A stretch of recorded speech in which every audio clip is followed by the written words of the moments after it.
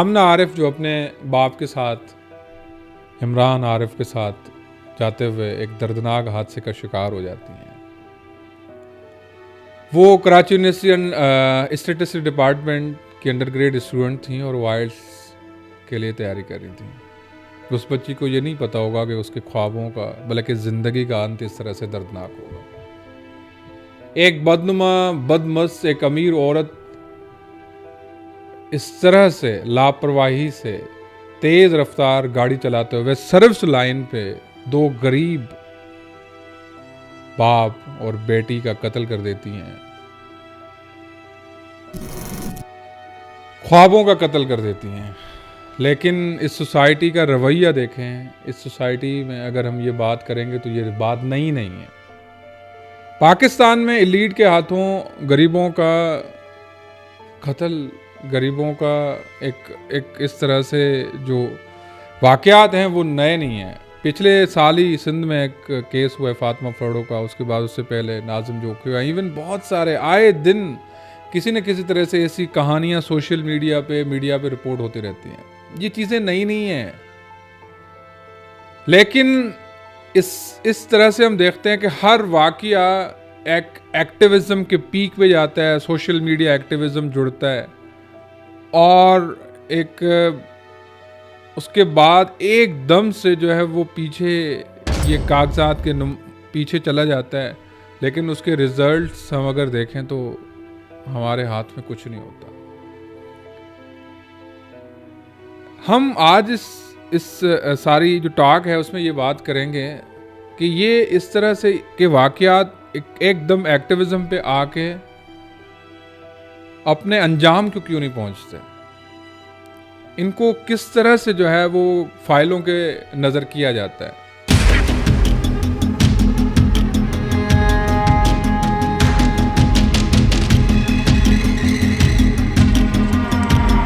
मैं कहता हूँ इसमें सबसे ज़्यादा कसूरवार हमारा सिस्टम है। ये सिस्टम है। अगर मैं कहूँ कि एलीट सिस्टम है, एलीट सपोर्टिंग सिस्टम, तो ये गलत नहीं होगा। एलीट सपोर्टिंग सिस्टम इस सारे वाक़यात को, अगर हाँ गरीब होगा तो जाहिर सी बात है फिर सब कुछ है, लेकिन गरीब का कत्ल अमीर के हाथों अगर होता है तो वो फिर उसको पूरा सिस्टम सपोर्ट करना शुरू कर देता है। पहला सिस्टम सबसे पहले FIR। अगर अमीर होगा तो FIR वीक होगी। अगर अमीर की बात करते हैं हम तो उसमें जो फर्स्ट इन्वेस्टिगेशन रिपोर्ट होती है वही देखेंगे कि आप किसी न किसी तरह से ऐसे उसमें जो एक्चुअल जो आर्टिकल्स हैं वो नहीं लगाए जाते हैं। उसके बाद जो दूसरा फैक्टर होता है वो होता है reporting. Medical staff report tampering करता है। जिस तरह से इस वाक्य में नताशा इकबाल के वाक्य में मैं बात करूं तो पहले सिरे से ही फ्रॉम द ग्राउंड उस औरत को ये कहा गया कि मेंटली इल दिखाने की कोशिश की गई। आपको पता होगा ये औरत 2 कंपनीज की CEO और 9 कंपनीज की डायरेक्टर हैं। 2 कंपनी की CEO और 9 कंपनी की ये औरत जो है वो डायरेक्टर हैं। तो आपने एक पागल एबनॉर्मल बंदे को कभी किसी कंपनी का डायरेक्टर बनते हुए देखा है? I don't know, I can't even imagine. इसी तरह से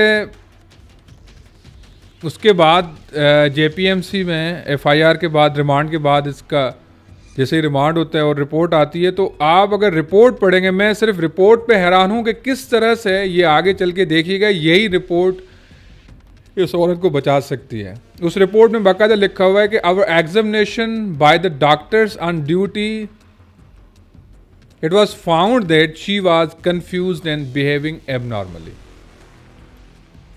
Considering her current condition, seriousness of the incident and her past history of psychiatric illness, इसमें देखें इनको बाकायदा स्टेटेड किया गया कि इनकी age stated by her family members.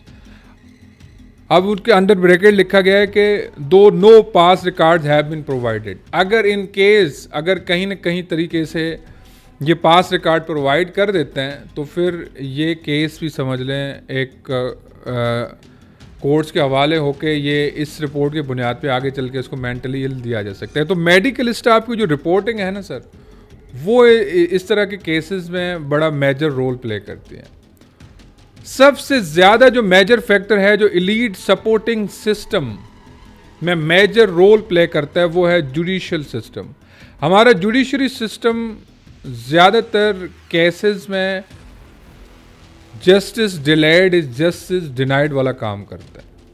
Justice delayed, justice denied. हमारे बहुत सारे केसेस इस तरह से चलते हुए आ रहे होते हैं कि उनको थकाओ, उनको जो कंप्रोमाइज़ नहीं कर सकते। पहला फैक्टर मैंने ये बताना था वैसे, लेकिन मैं अभी बता रहा हूँ, गुर्बत, कंप्रोमाइज़ होता है। ये केसेस आगे चल के ज़्यादातर प्रेशर अगर आपका डिफरेंस इस सोसाइटी में अंदर जो गुर्बत बढ़ती हुई है ना, बढ़ती हुई गुर्बत इस सोसाइटी के मोरल जो ग्राउंड्स हैं उसको कंगाल कर दिया है, उसको खंगाल दिया है। हमारी बढ़ती हुई गुर्बत की वजह से ज़्यादातर ऐसे cases on the ground he compromise हो जाता है। क्यों कि वो जो अमीर है वो करोड़ों की ऑफ़र करते हैं अपने प्यारों को बचाने के लिए, करोड़ों की ऑफ़र करते हैं, और जो बंदा बाइक पे जाते हुए पेट्रोल के लिए परेशान होता है उसको आके कोई कह दे कि आप 10 करोड़ लेके चुप हो जाएं, क्योंकि ये आगे चल के ये केस कोर्ट्स का नज़र होगा और वो कोर्ट्स आपको इतना थका देंगे कि आपकी उम्र तो क्या, आपकी नस्लों की उम्र इसमें चली जाएगी। तो वो बंदा सोचने में मजबूर हो जाता है, वो केस को कंप्रोमाइज़ कर देता है। देखें इस केस का आशर क्या होता है आगे। हालांकि इनका भाई जो है इम्तियाज़ आरिफ, उनका कल मैं बयान सुन रहा था, शायद he will be fighting, but I know ये आगे चल के क्या होता है। तो जुडिशली सिस्टम, हमारा जो जुडिशियल सिस्टम है वो सबसे ज़्यादा मेजर फैक्टर है उसमें। Delayed justice, justice denied, compromised cases पे ज़्यादातर वो इन्हसार होता है हमारा, क्योंकि आगे केसेस इस तरह से वीक होते जाते हैं। इस तरह की रिपोर्ट टेम्परिंग या रिपोर्ट फेक रिपोर्ट्स जो कि वाइन को शहद में कन्वर्ट करने वाली रिपोर्टिंग जो है, ये रिपोर्टिंग मेजर फैक्टर जिसमें हमारा ज़्यादातर एलीट सपोर्टिंग मेडिकल स्टाफ है। आप देख लें साइकाट्री डिपार्टमेंट की ये रिपोर्ट है, आप इसमें देख लें। इसमें इस तरह से बयान किया गया है कि ये ऑन द ग्राउंड एबनॉर्मल थी as per their parents past records. वो भी मतलब ये रिपोर्ट देखिएगा बहुत अहम रोल प्ले कर सकती है। हालांकि तरीके से जो है वो चूना लगाया गया है मकतूलों के वर्सा को। उसके बाद दूसरा होता है हमारी मीडिया एक्टिविज़म। हर इशू को मीडिया केश करवाता है, ये याद रखें। ये बेहतरीन और अच्छी बात है कि on the ground media houses या इवन मीडिया रिपोर्ट्स बड़ी अच्छी तरह से उस गरीबों के साथ खड़ी होती हैं, लेकिन हर इशू का रेट लगता है। पाकिस्तान में हर इशू का रेट लगता है और उस एक्टिविज़म में बहुत ज़्यादा इशू बेस्ड हीरो कहता हूँ मैं उनको, इशू बेस्ड हीरो। इशूज़ वो हीरोज़ ले आते हैं, वो हीरोज़ पीछे जाके बैकग्राउंड में दोनों से बात करवा के एक ब्रोकर का रोल प्ले करते हैं, और वो ब्रोकर्स करते ही काम ये हैं कि उनके गरीब वर्सा को जाके धमकाते भी हैं, तो उनको आमदा करने के लिए मुख्तलिफ तरह की लालचें देते हैं और उनसे भी हमदर्दी जितवाने के लिए कि हम आपको बचाने के लिए आएँ।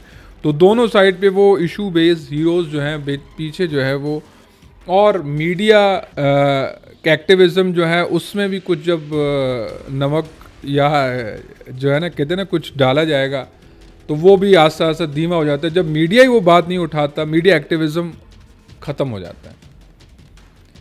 हम बात करते हैं ये एक्सीडेंट्स होते क्यों हैं इस तरह के। सर्विस लाइन या इवन आम तरह से कराची की हालत यह है कि मैं पीछे रिपोर्ट एक देख रहा था, डान की रिपोर्ट में आपको दिखा रहा हूँ नवंबर की। उसमें ये लिखा हुआ है कि कराची में नॉर्मली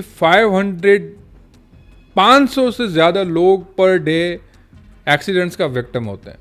पर डे की बात है, ये